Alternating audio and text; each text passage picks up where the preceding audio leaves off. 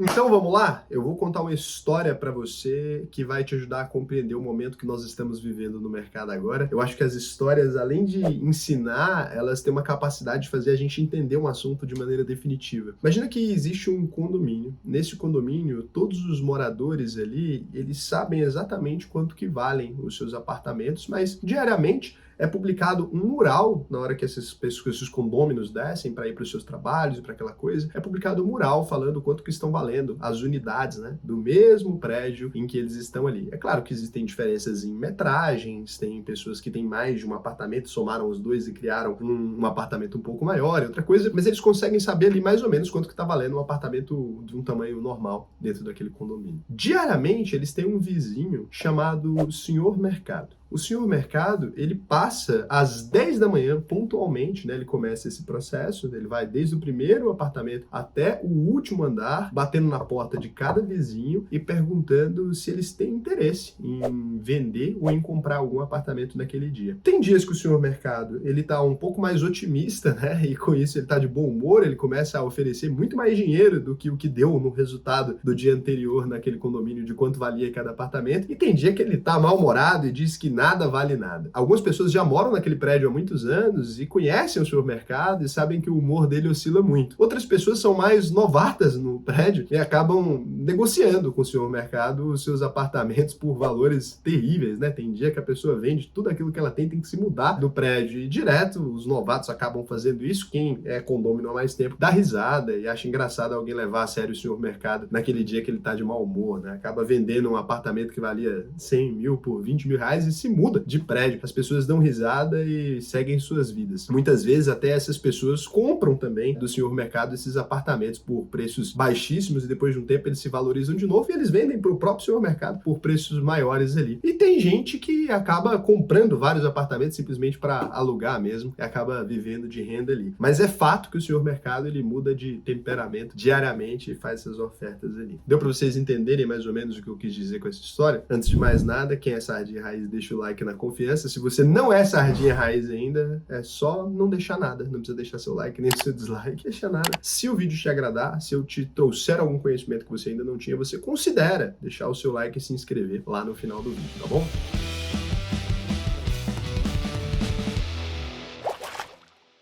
Então o que acontece? Os fundos imobiliários estão abrindo uma nova janela de oportunidade. A gente viu isso acontecer há pouquíssimo tempo e agora começou a acontecer de novo com as notícias mais recentes da política, impactando aqui diretamente na renda variável. Primeira coisa, eu vou mostrar para vocês do que eu estou falando. Então, se a gente pegar aqui nos últimos um mês, do dia 21 de outubro ao dia 21 de novembro, dia esse que eu vos falo, estamos aqui com uma queda já nos fundos imobiliários de 4,03% aqui. Então foi uma queda bem forte. Nos últimos 6 meses, olha só como estava. A gente começou maio com o IFIX. O IFIX é o índice que mede o desempenho médio dos fundos imobiliários no Brasil. Então o IFIX começou no dia 23 de maio a 2.789 pontos. Ele foi subindo, até atingir ali os preços recordes dele, né, no dia 7 de outubro, pouco tempo antes do início das eleições ali. E com isso ele estava com 7,65% de alta. Antes disso, olha só, se você for lá num período um pouco mais antigo, a gente começa ali tendo chegado no dia 24 de novembro de 2021, ou seja, no ano passado, com o IFIX ali, cara, a 2.546 pontos, né? Então, assim, a gente está com uma valorização aí no IFIX de 11,50%. E quanto mais tempo longe você vai vendo ali, mais você vai vendo essas oscilações, né? Lembrando que a melhor janela aqui, talvez para novos investidores,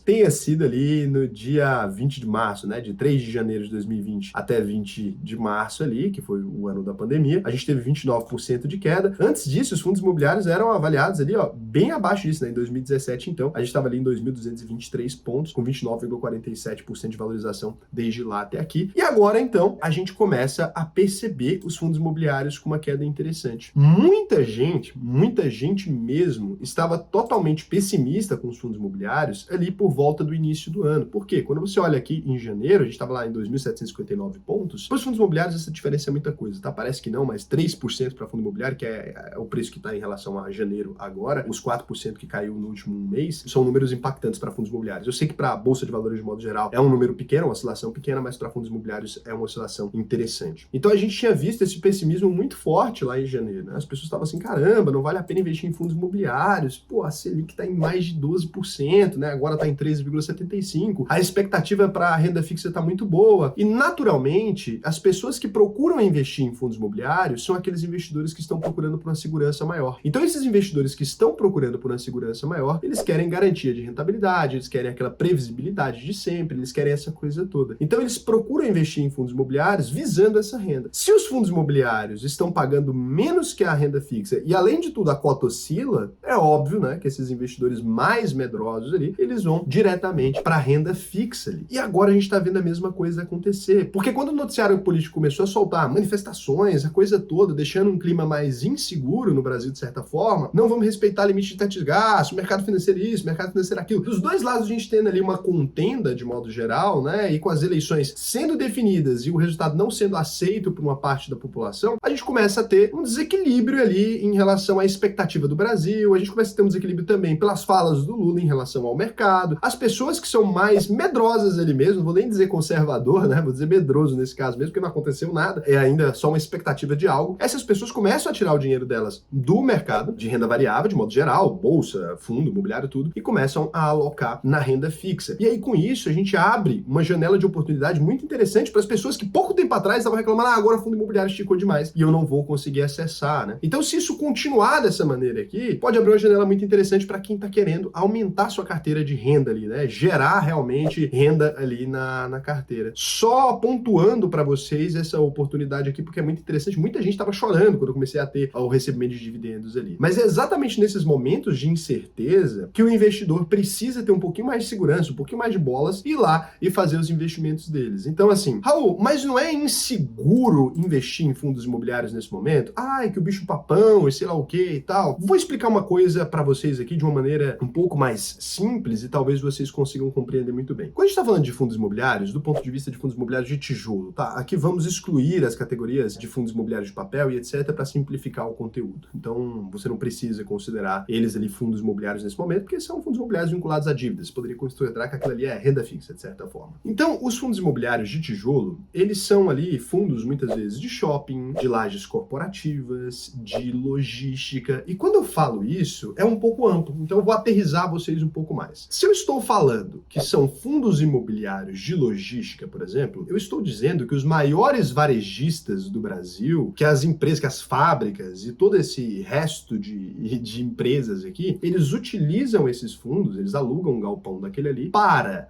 fazer a logística. Então eles alugam um galpão no interior de Goiás ali, que é o centro-oeste, né, no meio do Brasil ali, ou em Extrema, em Minas Gerais, tem um benefício fiscal. Eles alugam um galpão de logística, colocam as coisas deles lá, quando alguém faz um pedido, sai para entrega, ou, né, desova ali para as lojas que estão espalhadas pelo Brasil. Então são realmente centros que guardam ali produtos para que eles sejam enviados para os lugares, ou de lá diretamente, ou que sejam enviados para as lojas, né? Então um lugar de fácil acesso para ter essa circulação mais simples. É possível que isso acabe, que esses lugares simplesmente do dia para noite falam, olha, eu vou devolver tudo, eles vão colocar isso onde? Dentro da cabeça deles, né? Vão enfiar onde esses móveis, esses eletrodomésticos, essas coisas todas, esses produtos que estão ali. Para isso, as pessoas teriam que parar de comprar completamente, teria que eliminar o consumo do Brasil para que isso não fosse mais necessário. Outra coisa, quando a gente fala de fundos de shopping, literalmente, nós estamos falando de shoppings mesmo. A gente tem uma circulação dentro daquelas lojas de shopping, né? As pessoas comprando os produtos e etc. Aquelas empresas, para ter uma loja dentro daquele shopping, elas pagam, né, por um fundo imobiliário, normalmente, ou às vezes por um dono mesmo, mas a maioria dos shoppings do Brasil são de fundos imobiliários. Então elas pagam ali um aluguel, elas pagam um percentual da receita transacionada para esses fundos imobiliários de shopping. É possível que os fundos imobiliários de shopping quebrem ali ou deixem de distribuir renda? Sim, desde que as pessoas parem de ir aos shoppings ali, desde que elas não saiam mais de casa para consumir. Isso aconteceu na pandemia, por exemplo. E em terceiro lugar, a gente tem aí os fundos de laje corporativa. é possível que as pessoas parem de ir para os seus escritórios, parem de ter escritórios ali dentro das principais avenidas comerciais do Brasil, né, dentro dos principais centros financeiros do Brasil? Bom, é possível, desde que essas empresas vão à falência, aconteça alguma coisa ali. A mesma coisa vai vir para fundo imobiliário de hotel, para fundo imobiliário de hospital, para fundo imobiliário de N coisas. Então, assim, os melhores imóveis do Brasil, os mais bem localizados, os mais caros, os mais bem administrados do país inteiro, pertencem hoje a fundos imobiliários. Não todos, mas uma parte relevante do todo. Quando alguém te diz, nossa, mas os fundos imobiliários, o quê? Porcaria, tarará. O que essa pessoa está te dizendo é que o Brasil praticamente vai deixar de existir, né? Porque para isso tudo dar errado ao mesmo tempo, o Brasil teria que deixar de existir. Se você acredita realmente nisso, o seu menor problema, quando quebrar aqui, vai ser o dinheiro que você perdeu em fundos imobiliários ali. Porque se os fundos imobiliários quebrarem, não pense você que a renda fixa vai ser mais segura que isso, né? Porque se os fundos imobiliários quebrarem ali, quem vai manter o Estado? Ou quem vai manter os bancos, né? Para poder, quem vai tomar esses empréstimos para poder pagar esse dinheiro para você? Quem vai ali realmente conseguir arcar com a dívida que eles têm com os bancos, etc, para que você receba o seu dinheiro? Então o sistema financeiro também vai entrar em default. Ele depende de default, em falência, né? Ele também depende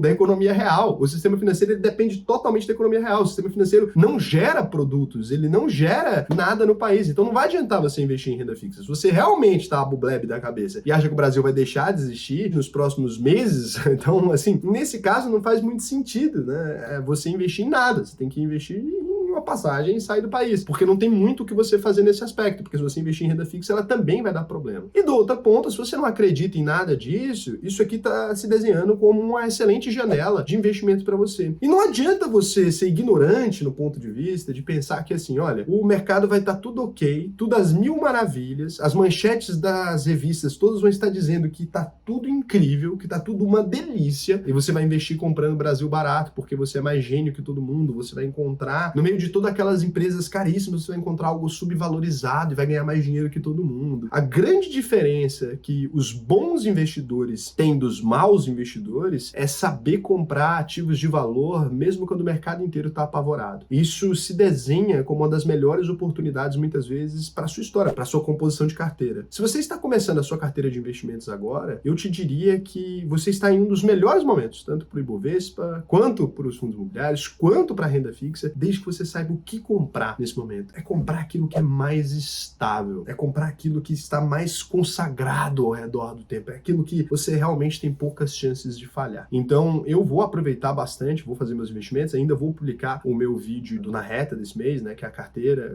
com os principais investimentos ali. Lembrando que para você que é meu aluno, hoje às 19 horas, né, para você que é aluno da UVP Sempre, ou seja, você que foi meu aluno e está na UVP Sempre, a gente tem uma live sobre investimentos internacionais, algumas coisas que a gente vai conversar sobre esse momento específico. Para você que ainda não é meu aluno, quiser entrar nessa turma, lembrando que o aluno também tem taxa Prime na nossa plataforma de investimento na ISA, eu tenho minha própria plataforma de investimento. Cara, com 2, 3 investimentos ali, dependendo da quantidade de dinheiro que você investe, você já recebe tudo que você investiu na UVP e muito mais. Então, é só ir lá, auvp.com.br. É a coisa mais completa que existe. A gente tem ensinando você a investir, tem nossa própria plataforma de investimento que te dá vantagem, tem uma comunidade de alunos, tem tudo ali. Você pode só clicar em preencher o questionário, acessa aqui o formulário, responde pra gente qual que é a sua situação hoje, como é que você tá em relação aos investimentos, etc, que a gente vai te dizer, olha, a UVP é pra você e não se preocupe, se não for, eu mesmo vou te dizer, falar, ó, não é, você não tá aceito na UVP, você não pode participar, quem sabe em outro momento, ou se ela é pra você de fato, e aí a gente vai, porra, posso te ajudar, posso te fazer conseguir criar uma carteira de investimentos legal e fazer você conseguir viver de renda. Então vai lá, auvp.com.br. E lembrando, né, se você quiser ver, Raul, mas eu não sei se posso confiar em você e tal, cara, não precisa confiar em mim não. Vem aqui, ó, o que os alunos dizem da UVP, isso aqui você pode ver as pessoas falando, tá, lá na UVP diretamente, pode acessar a nossa comunidade, pode ver, pode conferir no Reclame Aqui, que a gente não tem nenhuma reclamação. Então, assim, eu queria trazer essa mensagem para vocês, eu sei que nesse momento atual, né, dá muito mais view, é muito mais bonito ficar falando que o mundo vai acabar e tal, mas eu tenho um compromisso com a história, né, e eu tenho um compromisso importante de daqui 1 ano, 2 anos, poder olhar na sua cara e falar, olha, eu não te assustei, eu não tava criando notícia falsa, eu não fiquei querendo ganhar visualização com seu medo, né? Eu fui lá e tava lá e falando uma coisa que era diferente do que as pessoas estavam falando, e a história sempre mostra quem tá certo. E não que eu ache que o governo vai ser maravilhoso, só deixando bem claro isso, eu não acho, bem longe do que eu gostaria. Mas a gente tem que tomar muito cuidado com ficar criando esse tipo de histeria. Eu lembro dessas mesmas pessoas que ficaram criando esse tipo de histeria agora, criando esse tipo de histeria em 2020, enquanto eu tava falando uma coisa, e vários vídeos, inclusive, me atacando, vários comentários me ofendendo, e hoje essas pessoas, ó, caladinhas, né? Depois elas sumiram, quando a rentabilidade do canal tava lá no alto e tal, aquela coisa toda, aí essas pessoas sumiram. E a mesma coisa vai acontecer depois, porque mercado financeiro não combina bem com histeria. Ele funciona melhor com compre ao som dos canhões, e os canhões estão ecoando alto. Então um beijo pra vocês, até o próximo vídeo.